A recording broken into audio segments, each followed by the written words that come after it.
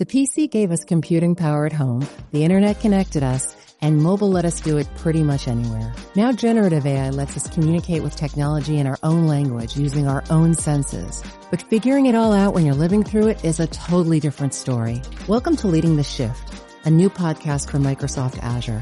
I'm your host, Susan Ettlinger. In each episode, leaders will share what they're learning to help you navigate all this change with confidence. Please join us. Listen and subscribe wherever you get your podcasts.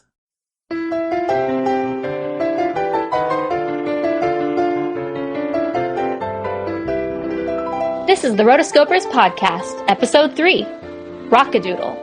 Animation. It's music to my ears.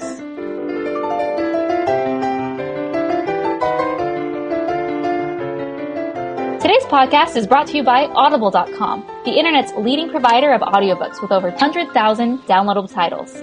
Choose from all types of literature that feature audio versions of many New York Times bestsellers. For the listeners of the Rotoscopers podcast, Audible is offering a free audiobook download with a free trial to give you the opportunity to try out their service. One audiobook to consider is Mary Norton's The Borrowers. This is the book that The Secret World of Arrietty was based on. Personally, I love the movie and I love reading books that the movies are based on. So this is a chance for you to get to see the big picture of the little people in a big world. So for a free audiobook, such as this book, The Borrowers, go to audibletrial.com/the Rotoscopers. Again, that's audibletrial.com/the Rotoscopers for your free audiobook.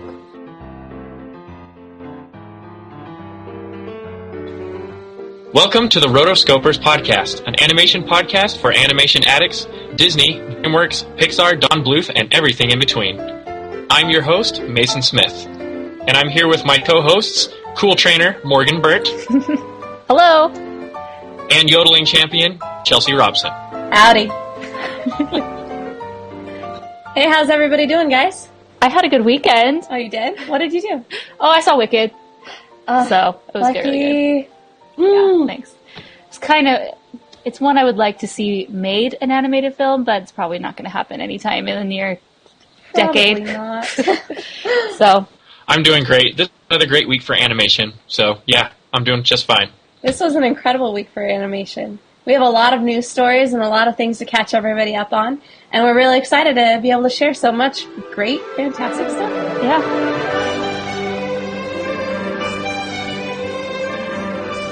All right, welcome to the news. So this week there was a lot of news in the animated world.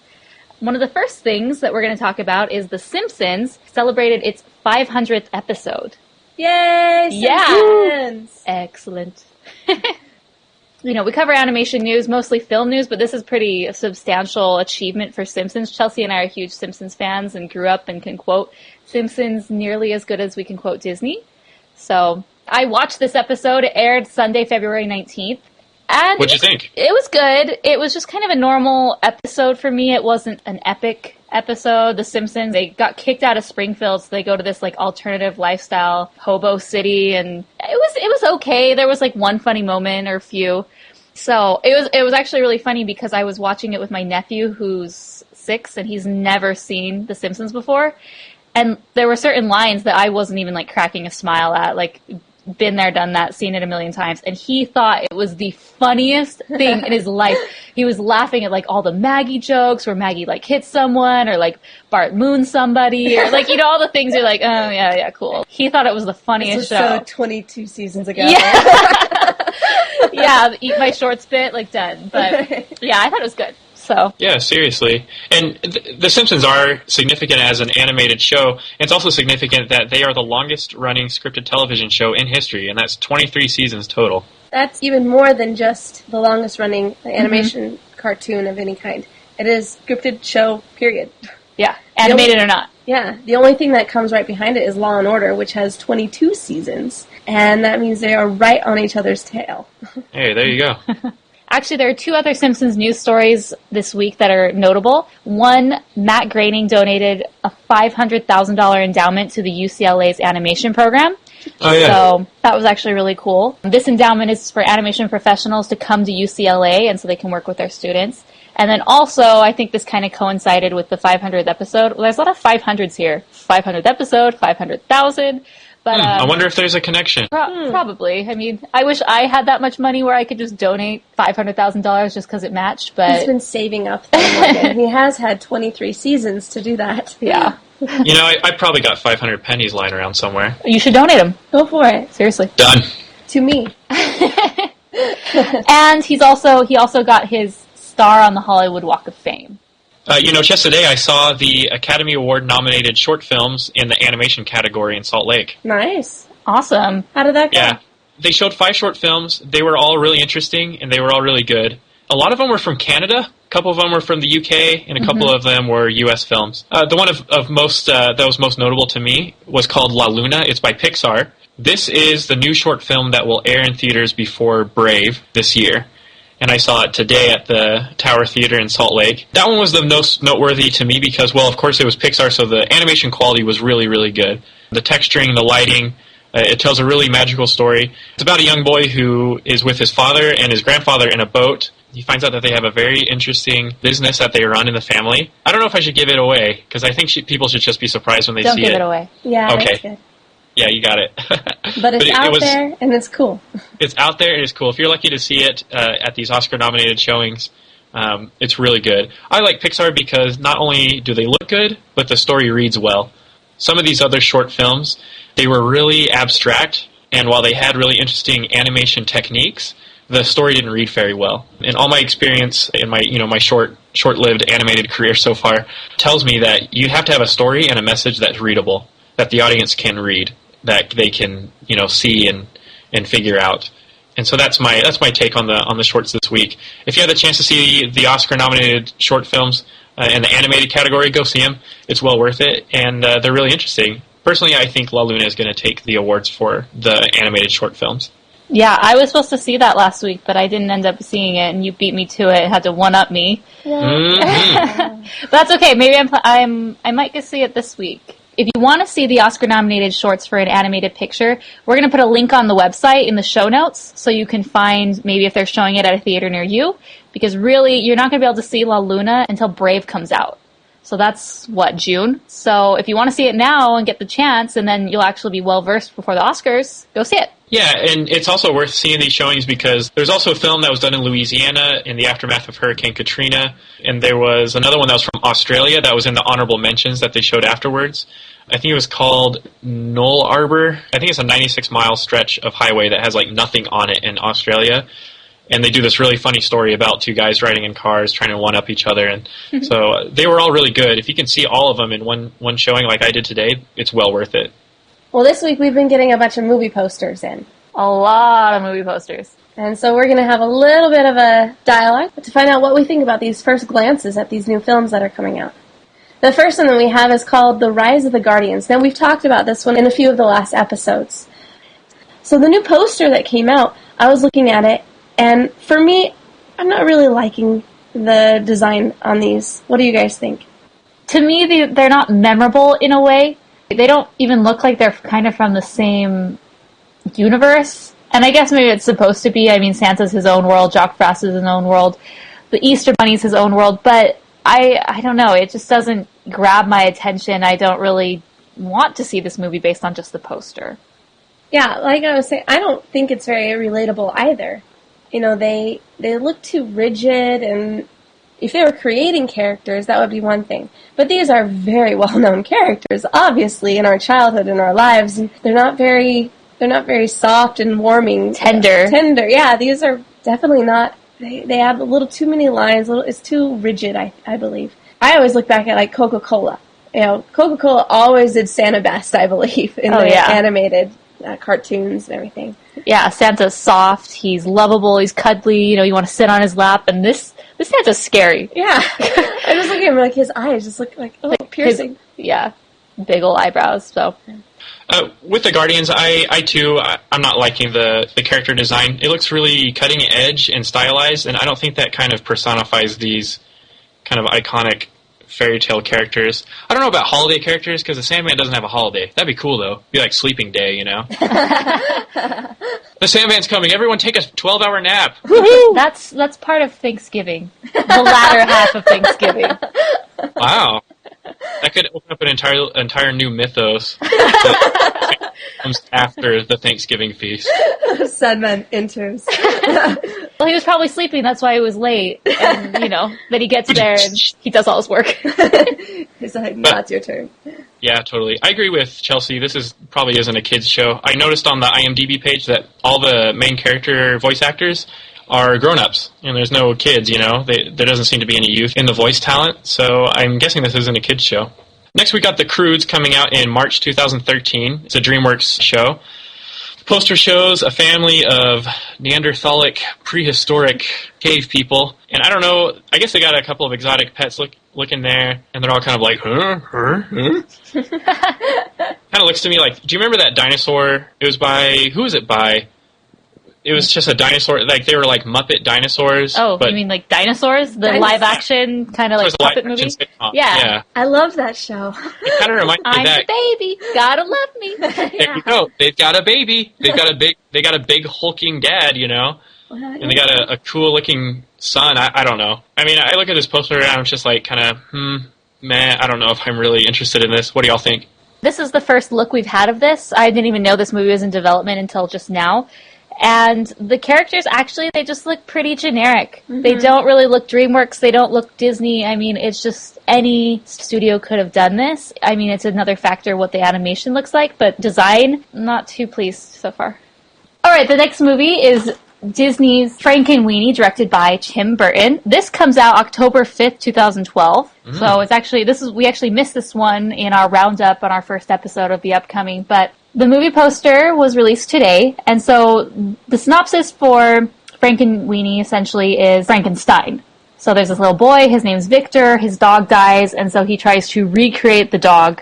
It's a stop-motion feature. A lot of the animators who worked on Corpse Bride are working on this, and I hadn't seen anything up until this point. So this actually, out of all three, looks the most intriguing and exciting.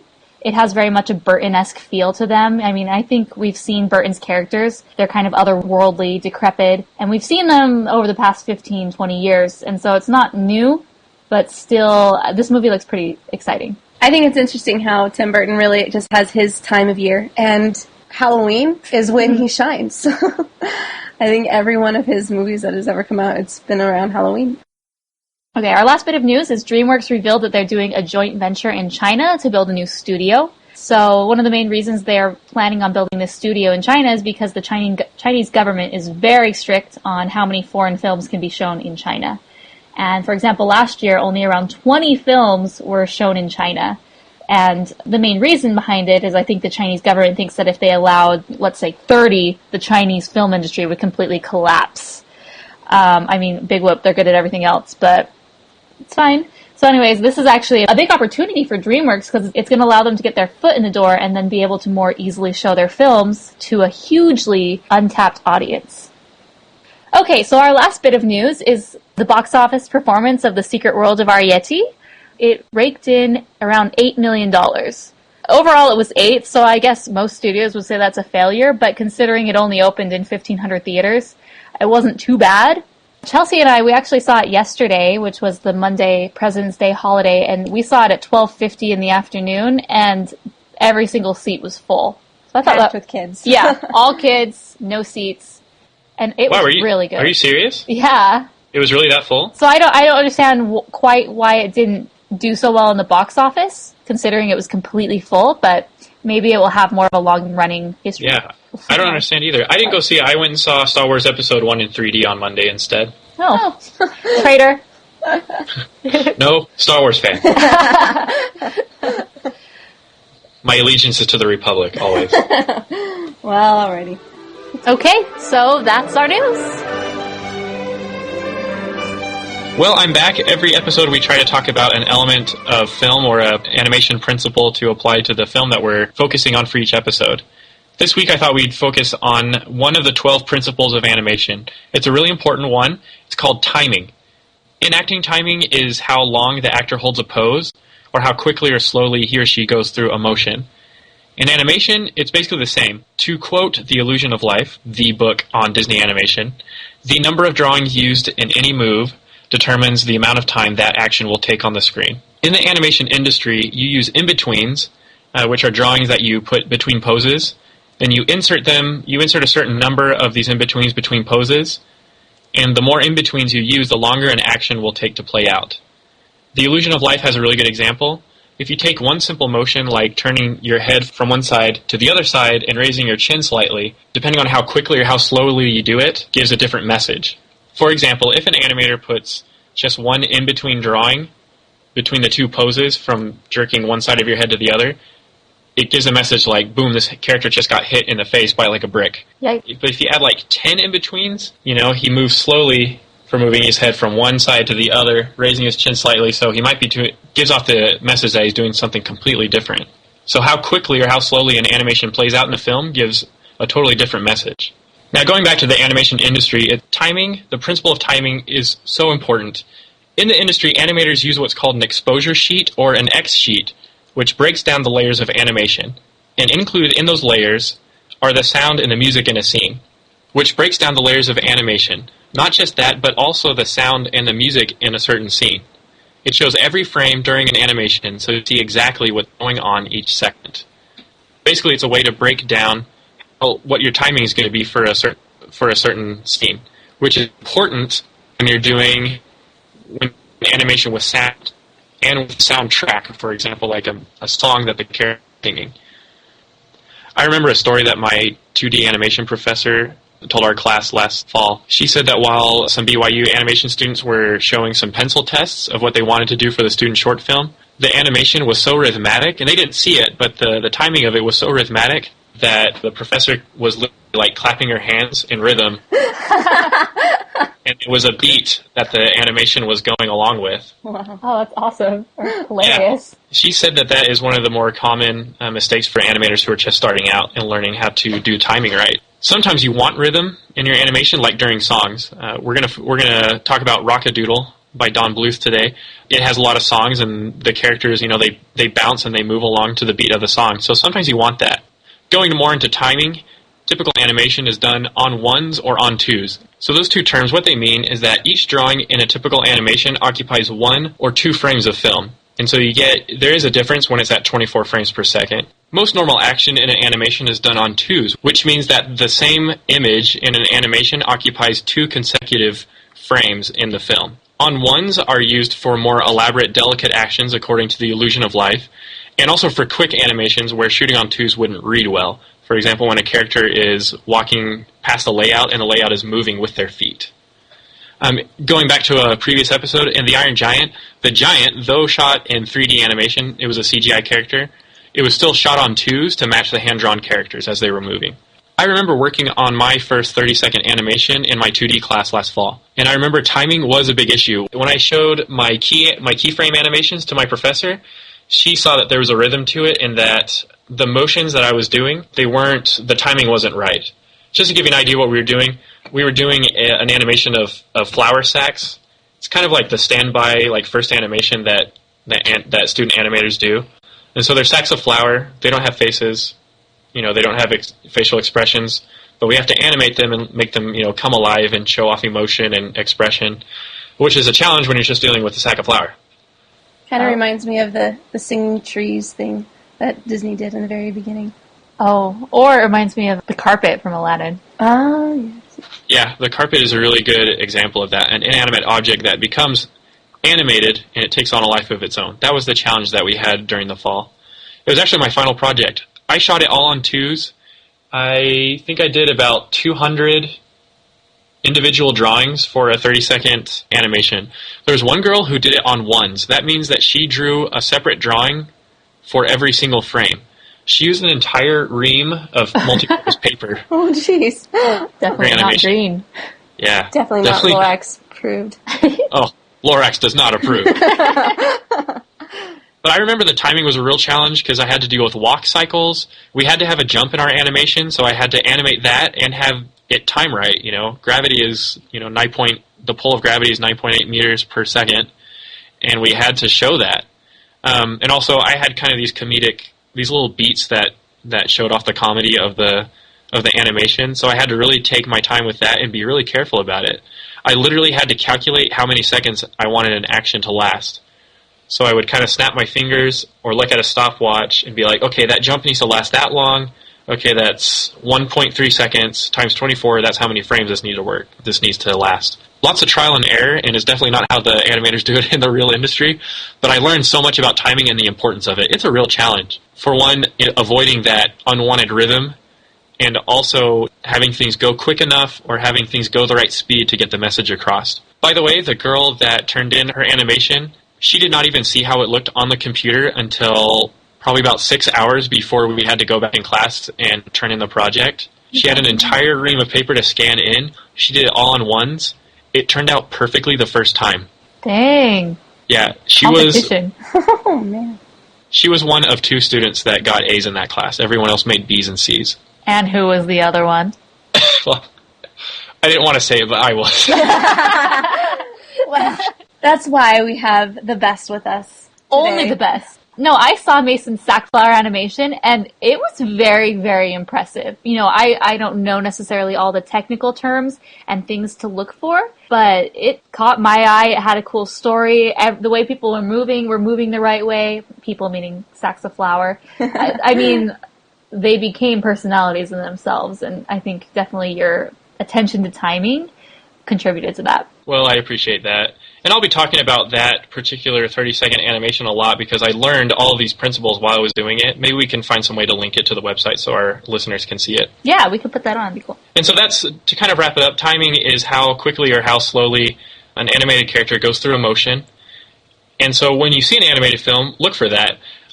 Look for the timing and the pacing of all their movements and expressions as you would like a comedy routine or someone who's acting. And we're going to talk about that for this film, Rock-A-Doodle.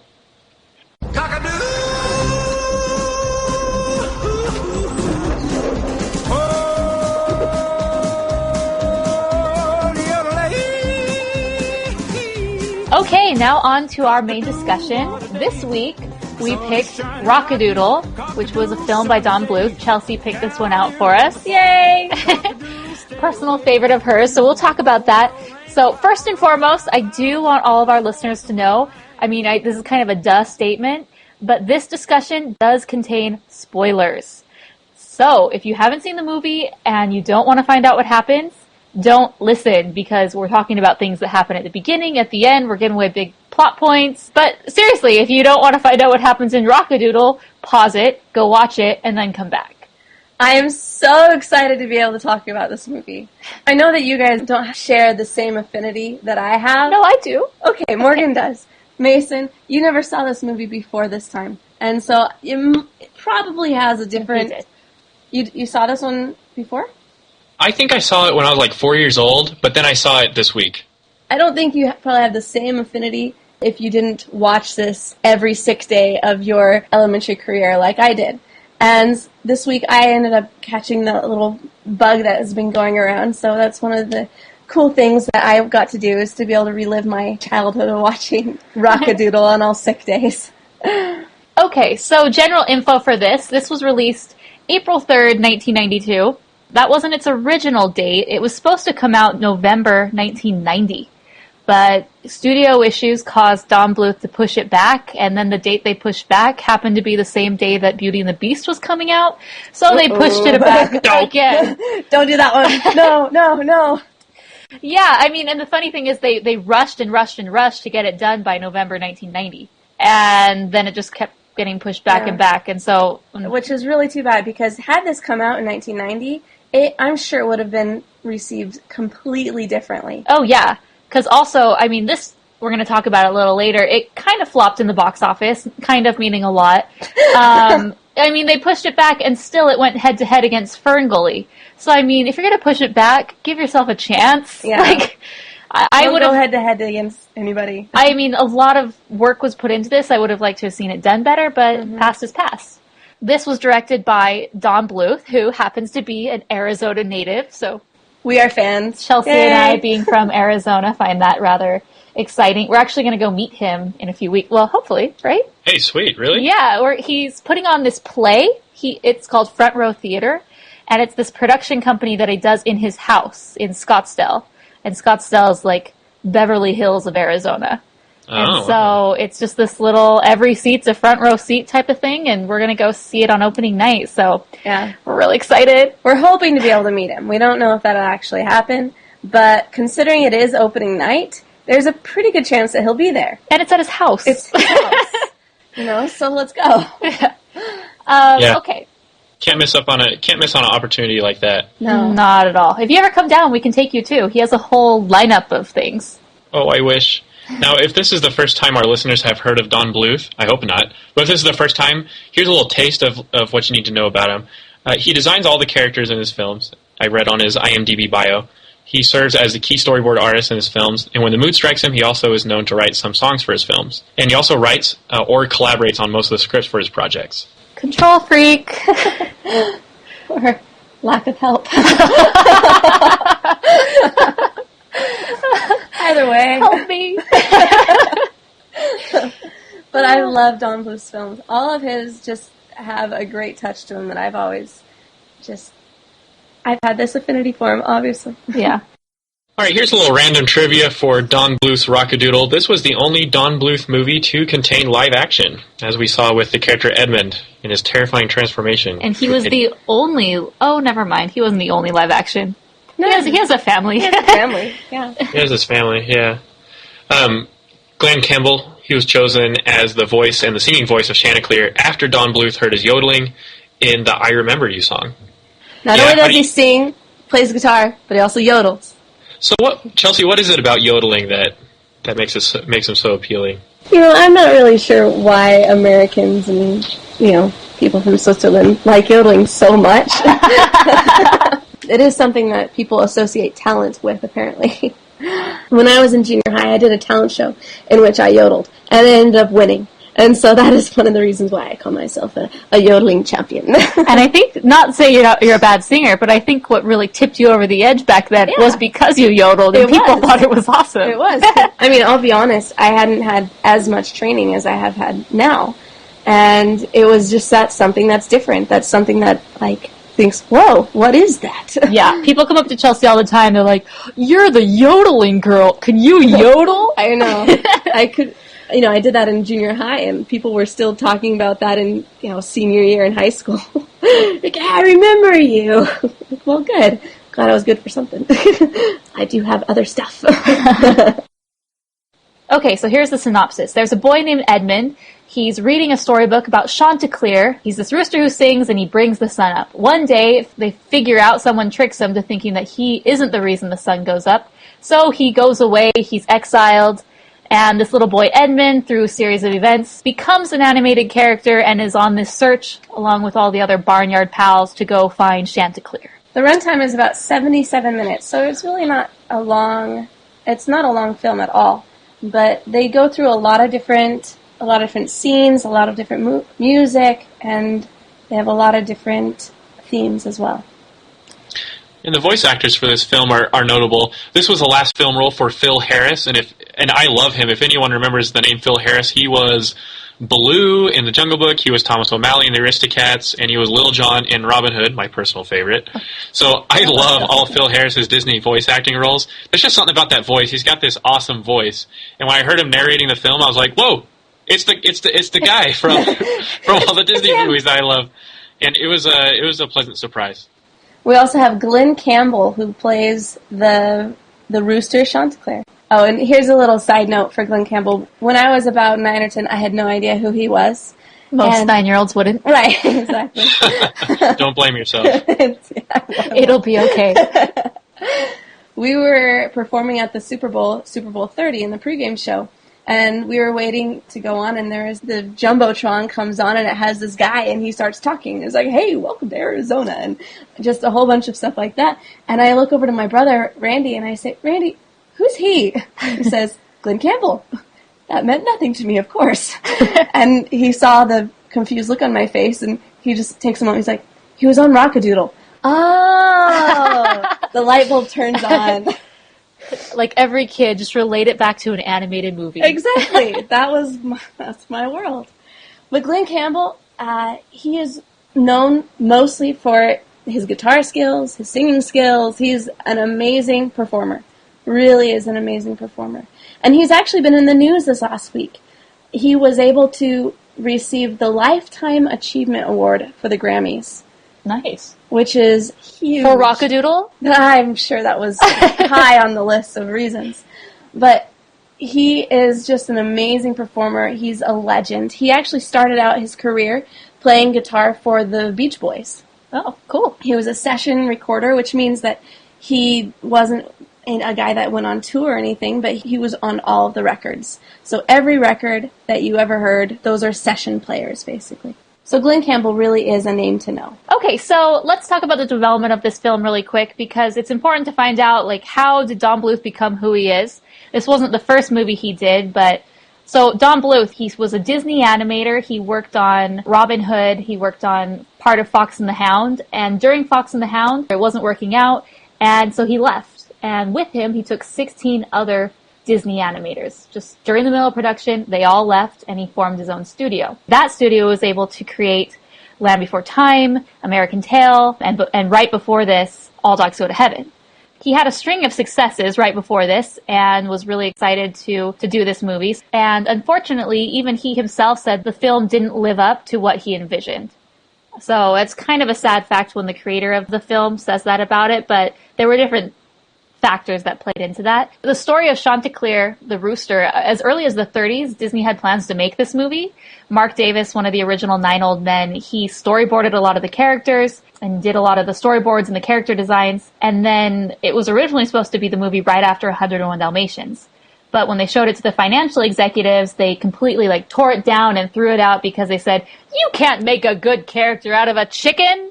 And little did they know you could. Yeah, he definitely could. But, I mean, you see later in Robin Hood, actually some of these designs that were used in Robin Hood. The would-be Chanticleer Disney movie were actually kind of transported into what Robin Hood would be. It's loosely based on a French play from the early 1900s called Chanticleer. You know, like we said, this was supposed to be released in Thanksgiving of 1990, but because of studio problems, it had to be pushed back to 91. Lots of those problems were also things were cut or changed out of the film due to audience screenings. For example, Goldie's design, which we'll talk about a little bit later, and then the Grand Duke's breath was changed to be pink, so it would be less scary. You also had a bottle of wine that Goldie and Chanticleer were drinking was changed to be soda. And something that I thought was really interesting was most of the original dialogue between Goldie and Chanticleer had to be removed because it was dubbed risque. Yeah, the dialogue supposedly had double meaning. So, I mean, it would mean one thing, but then if you kind of got the other more risque version of it, definitely meant something different. Interesting. I can only imagine.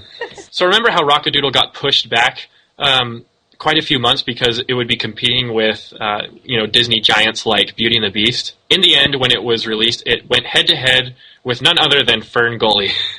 So all that work to get it pushed into the strategically placed at a good time, and it still went up against the power player Fern Gully. What I learned from this, here's the lesson, here's the moral of the story. Don't put yourself against another animated film. You don't want to have to make your audience choose between your film and their film. Because if your film isn't that good, they're going to choose the other guy every time. Good words to live by. So, unfortunately, that happened to Bluth. And a year and a half after the release of Rock-A-Doodle, he had to liquidate his studio, completely get rid of it. Eventually he started from scratch again, but that's not what you want. Here's the end of the story. The budget for Rock-A-Doodle was an estimated $18 million. It grossed, in the U.S., less than $12 million. We kind of mentioned about some of the voice actors, but let's talk a little bit about the characters, what we like about them, what we don't. First and foremost, there are way too many of them. Hear, hear. I mean, when you have to include every member of the barn, you gotta cut back. And I know they did that at the beginning of the movie. They left half of the crew, hanging out to ward off the owls. But still, there were, 5 that went on this journey, and I didn't care about any of them, let alone Edmund. But, so let's talk about the lead character, Chanticleer. Or Chanticleer. Is it Chanticleer or Chanticleer? Depends on what part of the country you're in. Yeah. Well, Duke calls him Chanticleer, and then you've got the dog who just says Chanticleer, So who knows? Now, was Chanticleer supposed to be compared with Elvis Presley? Yes. Most definitely kind of a huge ripoff of The King.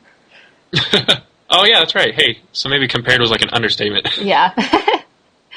So, I mean, he even had the pink convertible. He wore the white jumpsuit in one scene. Or, like, he had a Dyed his hair billboard. black. Yeah, so pretty much he's meant to be Elvis Presley. Did Elvis Presley have, like, a huge, gigantic upper body, or was that just a Chanticleer thing? 'Cause I was always weirded out. He did have a very large upper body. Oh, okay, good. I was always kind of, I don't know, I was always weirded out by how big his upper body was in the movie. Jealous?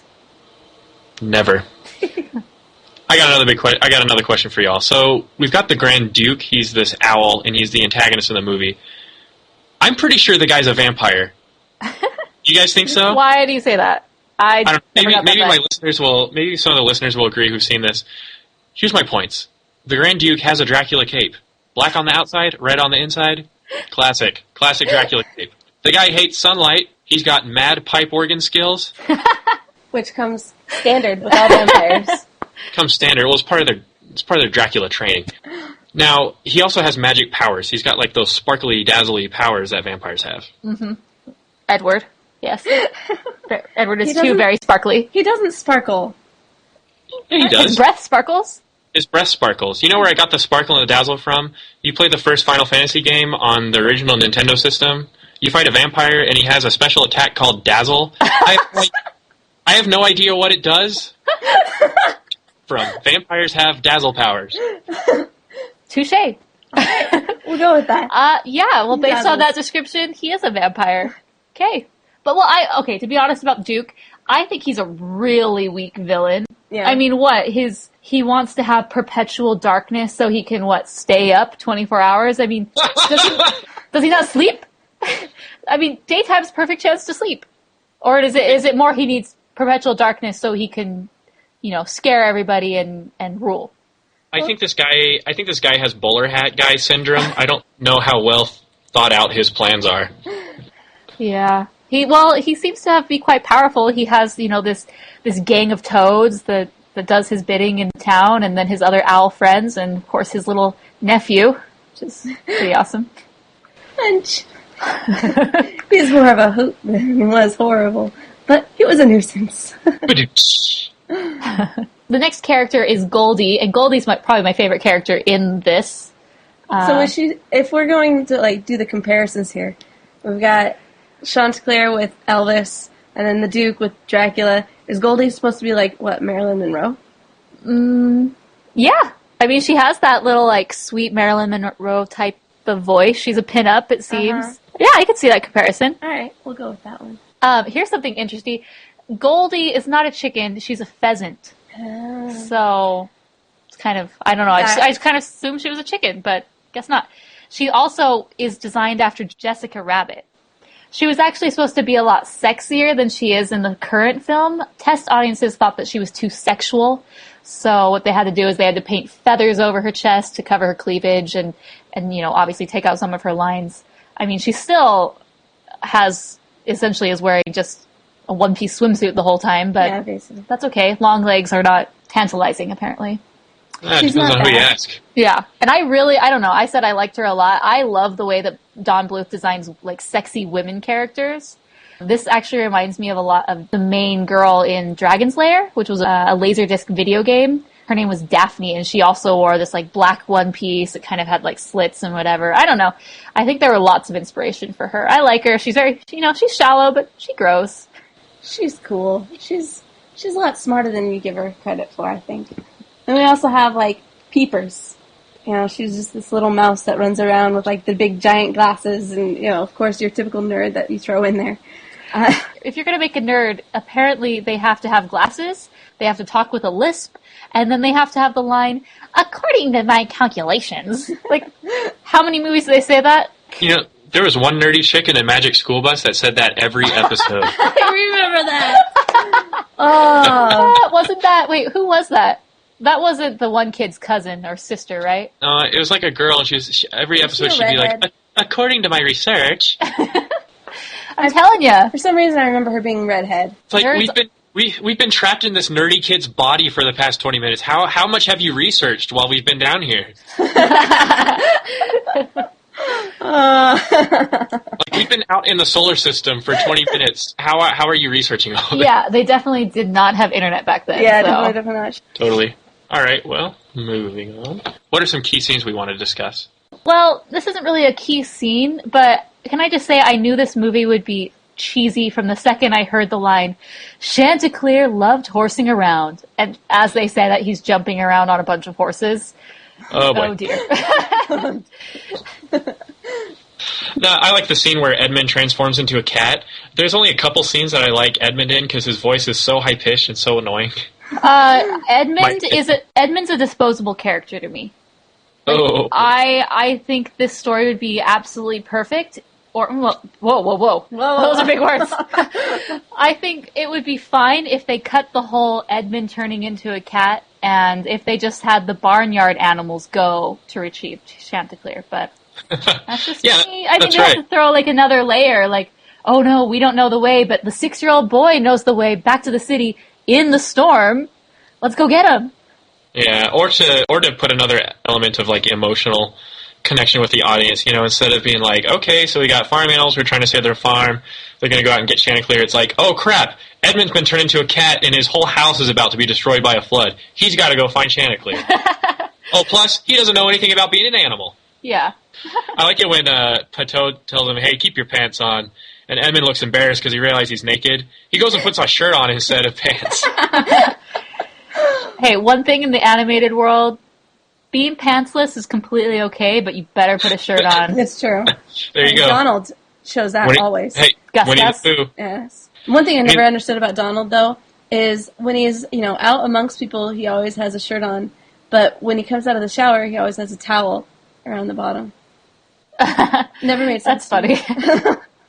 Just, food for thought. Not all movies are perfect. Just go with it. Oh, this one takes the cake. All right, here we go. I like the scene. Now, there's a scene where the Duke is baking a pie, like all evil antagonists do. Why exactly was he baking a pie? Hungry? Can't he go and get, like, a rabbit or something? Isn't it storming? There's nothing available. It's true. Supply and demand. Yeah, I don't know exactly why he was doing it, but, his hunch comes in, and while he's baking a pie, and it interrupts him. The movie was originally shown to have a skunk character voiced by a 6-year-old kid who was put into the pie and was about to go into the oven. Oh, no. That makes more sense, like, as far as the owl goes, and it also adds more fear of... This guy means business. Yeah, it definitely means business. Yeah, it's like, oh, he's not that bad, he's just baking a pie. Oh, look what he's putting in it. Yeah. The scene had to be removed for portraying child abuse. Oh. Aww. One other question is that rooster in the very, very beginning, or the stranger, where he comes in, he's like, hey, Chanticleer, and and he starts a big old fight. And then, like, the Duke sent him to humiliate Chanticleer, yes, but, like, what happens to him after that? Where does he go? And where did the Duke find this other guy? I just don't understand. Maybe he's like maybe he's like a neighboring rooster, or maybe some sort of mercenary rooster that's just for hire. Oh. And the Duke just, like, sent him after him. One thing I noticed for the first time after, like, many years of watching this movie is right in the very beginning of the movie when Edmund is reading the storybook, and right before the mom, like, tells him that we're gonna go, like, we gotta go and help, and you stay here. He, like, puts his finger on the Duke's eye, and it actually, in the animation, it breaks his monocle. Oh, in the book? Yeah, in the book. And so that was one of the main reasons why the Duke didn't like him. He came back, he was like, you put your finger in the Duke's face. Which makes more sense, as to why the Duke would even care about this random kid calling out the name Chanticleer. Yeah. And now it goes personal. You broke my monocle, dude. Yeah, true. Okay, so let's talk about the animation in this. One thing that I really noticed and liked, I noticed this a lot in Don Bluth's films, is he uses a lot of rotoscoping. So in this movie, they used a lot of rotoscoping for cars, vehicles, and there are a few, like, human characters that they're animals, but they walk like people. So he uses that to obviously, like, cut the costs, and I think he does a fabulous job with blending freestyle animation with rotoscoping. I mean, He uses it when it needs to be used, and I like it. Yeah, I see the rotoscoping in his films too. We can talk all day about, the differences and what we didn't like or did like about the storyline, but the animation really, he does a fantastic job. What do you say? Oh, Mr. Animation says no. Okay, Chelsea, on your side, why do you like it? On my side, well, like what you guys were saying, he does a great job of using rotoscoping, and even at the very beginning, this was one of the very first times that they put in like the computer car. They actually animated the car by computer, and like you can't tell at all, but this is one of those things. They did a good job at blending those things together. I think, looking at his budget and what he did it with, I thought it was great. And you, Mason, what are your thoughts on the other side? Well, I don't want to sound like an elitist here, and I don't want to sound like I know everything or that I'm an expert on animation, but I had some problem with the animation and the layouts for this movie. Those were the two things. Going back to our discussion on timing, to me the animation for Rock-A-Doodle was, I don't want to say that it was painful to watch, but it was kind of frustrating to watch. In what ways? I don't know if it's just Don Bluth, or actually it's not just Don Bluth. He got this right in other films, and I'll explain it in a minute. But there was so much movement and action all the time in this movie. Everything in the movie had to be in this kind of on-twos all the time, and I kind of saw a rhythm in the movements, and I saw that it was kind of getting choppy. Everything felt kind of rushed to me. It didn't help that none of the animations in the film seemed to be shot on ones. I didn't really see any particular scene that looked like it was shot on ones. I'm probably wrong. There were probably some that were shot on ones, but I didn't see it. And it's a shame because last night I saw The Secret of Nim, which was Don Bluth's first film that he did after leaving Disney. And that film has movie. Yeah, I love it. It had a great sense of timing. The atmosphere and everything, but the pacing of the emotions and the timing of the animations was so much better than Rock-A-Doodle. Here's my second point. The layouts and the backgrounds, I didn't like them. I thought they were awful. Did they get like a surrealist painter to do them? Now again, I just want to make this clear. I don't want to sound like the meh animator, To me, you really do, actually. In all seriousness, every animated film to me is magic, and I appreciate it for what it is. But in a couple of these scenes, the perspective was all wrong. Okay, when they're holding on to the film studio tower and they fall off, they start falling and it shows them falling, but the camera's fixed on the tower and the background moves as it's toppling over. But they're pointed downward, and the camera is pointing downward. So they're actually pointing at a right degree angle from the ground. I don't want to ruin it for the listeners, but I saw that and I was like, what? Also in the beginning of the film and also in the end when they show the farmlands and that landscape, there's a lot of like hills, kind of hilly landscapes that are so distorted that they look like these mountain peaks that are like wrapped in these cornfield print wallpapers. Oh, you're talking to the very beginning? The very beginning when he's going up. When they're like zooming oh. in? Yeah, and they're like, oh, dang, the sun's gone, come up, without me throwing. And the hill is like this egg that goes up, and it's so super steep, and it's wrapped around with these fields of crops that are defying gravity, basically. Yeah, that scene, I'm pretty sure it was a CGI layout, because at the very beginning they do this crazy, like, zoom into Chanticleer as he's singing or cock-a-doodle doing. Maybe that was just not such a great use of the technology, but... Maybe it's just a poor choice of what they... Yeah. Now, Don Bluth does have his strong points. I'm not trying to make this film look, all terrible. I like some of the character designs, and I did like that scene where it zooms in. The opening of the scene of the movie was really cool. Don Bluth is also known for having a lot of glowing, sparkly, dare I say, dazzling effects in his films.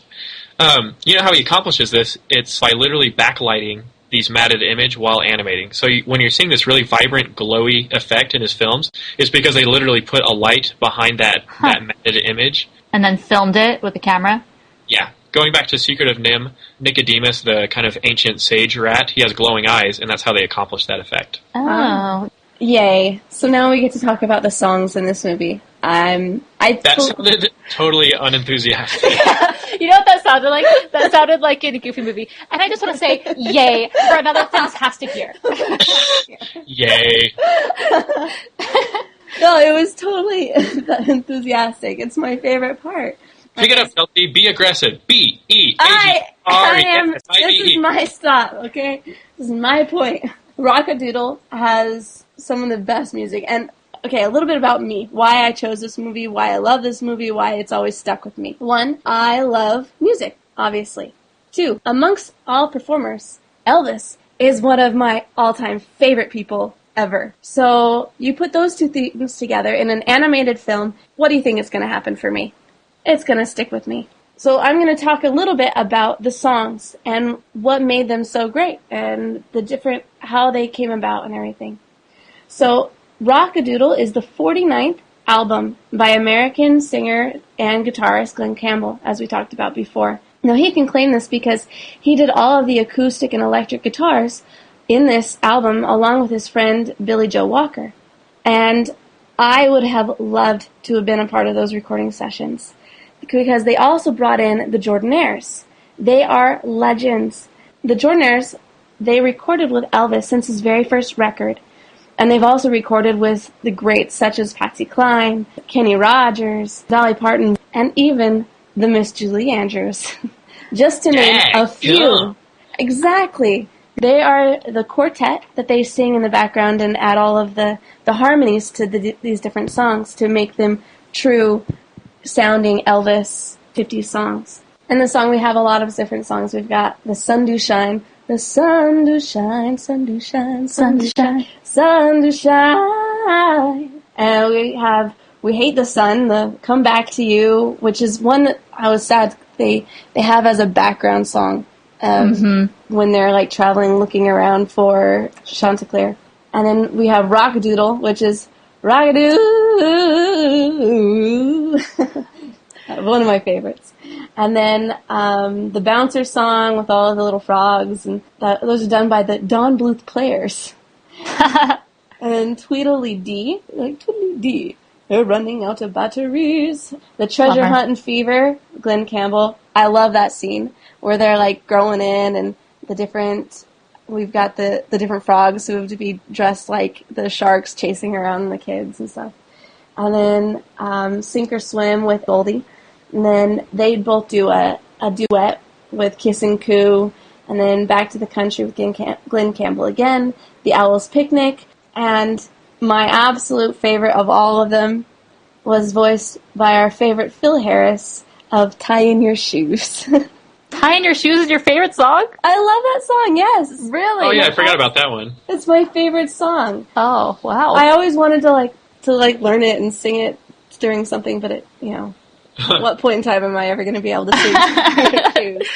But I'm 7 years old. This was awesome. I love that song. Yeah, I like the songs a lot. I think they're pretty decent. I mean, you just rattled off 12 songs in this, that were all used in the film. So obviously it was centered around music. The songs were decent. I feel there's kind of a problem with animated films after the Disney Renaissance. Little Mermaid, Beauty and the Beast. They all had all these songs that were fabulous. Very Broadway. Yeah, and so all the animation films that followed, it seemed like it was part of the recipe that you have to have songs in an animated film. Kind of like, remember what you were saying, like, give them pigs, they want more pigs. Right. Give them songs, they want more songs. Exactly. They tried to copy the Disney formula, and I don't know. I'm not a lover of all these songs. The only ones I really like are the ones that Chanticleer sings. But what the heck? Every single time Chanticleer is singing, it's being voiced over by the dog. When I want to be hearing Glen Campbell, Chanticleer singing, I mean, I get 2 words and then the dog's telling me some backstory. Oh, yeah, because he's doing the narration. Yeah. And I'm like, no, the song. I know. Yeah, right? Well, the first song that Chanticleer sings on the farm, the first part of Rock-A-Doodle, right? Uh-huh. Or what's it called? Where Sun he's Will Shine. first on the sign. Sun Will Shine. I like that song. I like the treasure hunting song when he's in the club, and it's all underwater themed. And but other than that, the songs weren't very memorable for me. I only remembered those 2 songs. Maybe I'm just not a song guy. Yeah. Every animated film is a story, and these stories have themes. The theme that I got out of it from the end was actually quoted by Patau. That's what he actually said. The theme of, with a little help from your friends, you can accomplish anything. I liked that Chanticleer got support from his friends that helped him kind of gain his confidence and helped him to like rock out one more time and defeat the Grand Duke. I like that message. That was a good message. They also had a big theme of like fame and stardom. One of my favorite quotes is when Goldie is talking to Pinky. she's just all complaining, like, I'm too good for the chorus. And he's like, oh, everybody starts out in the chorus. And, everyone starts out in the chorus, of course. You could always give up show business. And then she looks up horrid and says, Pinky! Yeah. It was pretty interesting how they threw that fame and stardom in there. And they tried to pull it in as well with it's hard to be happy without friends. So maybe they're trying to say that, with the fame also comes no friends. But I think that that's not quite entirely true. But he had a lot of issues before that kind of led to the depression with the fame. Okay, so we do this every episode. We list our favorite quotes because we love to quote. We do. So, take it away. What are your favorite quotes? One of my favorite quotes is down at the very end of the movie, where you've got Patau and Chanticleer is in the water, and he's going through that, remembering all these words of everything that's going on, and he's just, Chanticleer, you gotta crow, and you gotta crow now. Like, it's your job to bring up the sun. It hasn't shined since you left. Chanticleer, you gotta crow, you gotta crow now. Oh, you're good. I also like the end, and then Patau, he goes off and he kind of glares at the Duke, and she's like, Chanticleer, Chanticleer, Chanticleer. And he keeps going on, and everybody else starts chanting with him. You get the big deep voice in there. Chanticleer. I love it. Yeah. And then Snipes, when he's like, the city, the chicks, the food. You know who that is? That's the voice of Mandark from Dexter's Laboratory. What? Oh wow. And it's also the obnoxious nerdy kid on board the Polar Express. Oh. It is. You know who I'm talking about. Yes. Yeah, we do. I like the Grand Duke when he's confronting Edmund, and he's going off on how much he doesn't like Chanticleer, and then he gets this really kind of sassy pose, and he goes, and I absolutely despise rock and roll. and it's serious. Oh, dude, he's ragging on the rockin', man. Don't like rock and roll. He's a villain. He's a villain. Obviously, he's a villain. He's a right villain. And one thing I love when Patau is talking, he's narrating, and he says, and that's when the Duke hit the ceiling. And he actually, blows up and does hit the ceiling. I like when he's talking to Goldie, and they're kind of swooning over each other. And he's like, you know what? When I left the farm, I had such a big hole in my heart, you could have put a John Deere tractor through there. I liked it. And then later on, he continues, and he's like, my heart is so full now, I could just explode like a bloated lamp.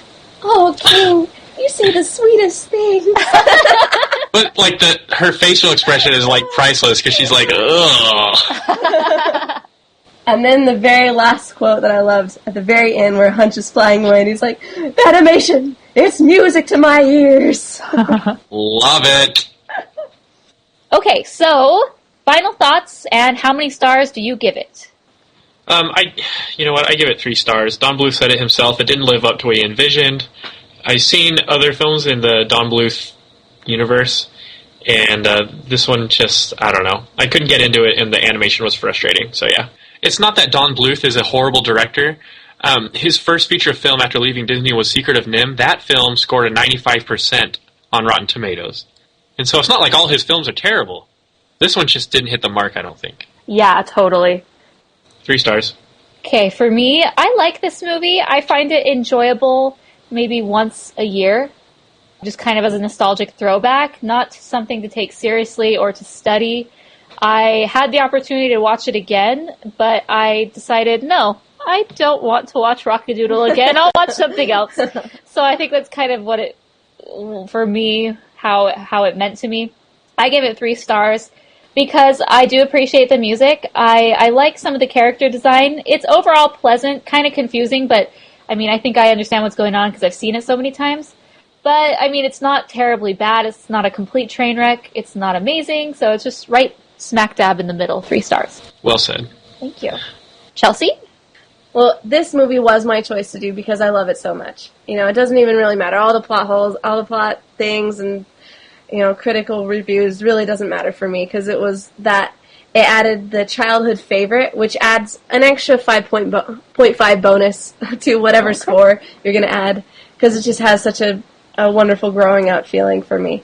And then also, because it has such great songs, once again, another 0.5 bonus. So you got a full star there just for those two things. I'm going to give it a 4 stars.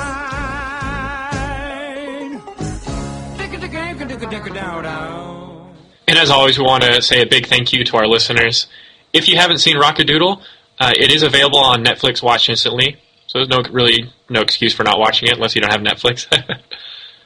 And don't forget to check out our website, therotoscopers.com. We're also on Twitter and on Facebook. Perfect. So shout out to the Wakefield Report, and we really appreciate the positive publicity we got from him. Yeah, I'm really excited. I mean, we're not going to talk every week, but we were listed as Show of the Week or Podcast of the Week, which I think is really exciting because what he does, it's theme park news, reviews, and opinions, and he included us in that, like, above and beyond everything else. So I don't know, I was like fangirling out. I was really excited. So thank you so much. If you too like the show, remember to subscribe to us on iTunes, and we would absolutely love it if you left us a review on iTunes.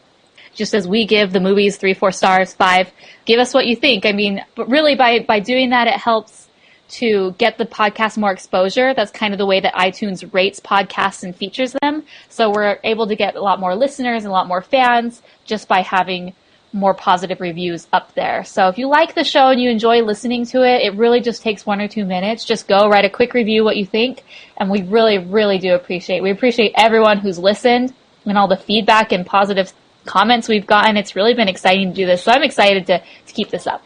For sure, and we'd also like to encourage anybody who would like to, if you have any questions, comments, or anything like that, you can also contact us through the website, and we will be able to answer those things on the podcast.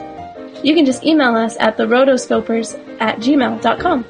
We would love to share that message over our podcast. All right, well, we've had another great episode, so until next time, we are the Rotoscopers. Animation! It's music to my ears! Until next time.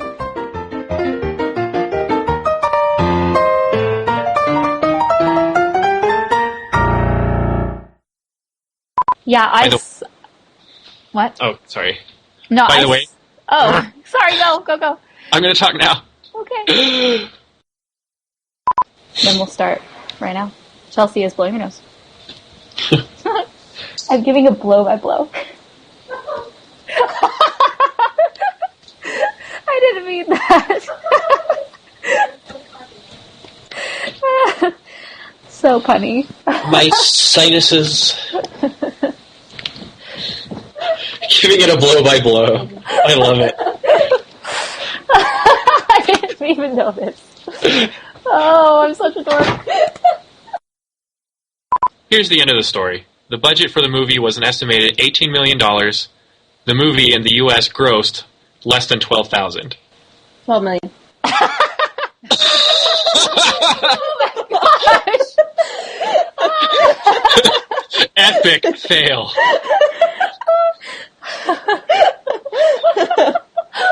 No wonder he has to retire. This guy sucks. All right. All those years of eating Wasted. Years of academy training wasted. All right. Quit gaggling, you two geese. All right. Here's the... It's Uncle Waldo. Well, you wake up the whole neighborhood. whole neighborhood. All right. We're not chickens. We're geese. And basted in white wine. Basted? I think he was marinated in it. All right, enough, Uncle Waldo.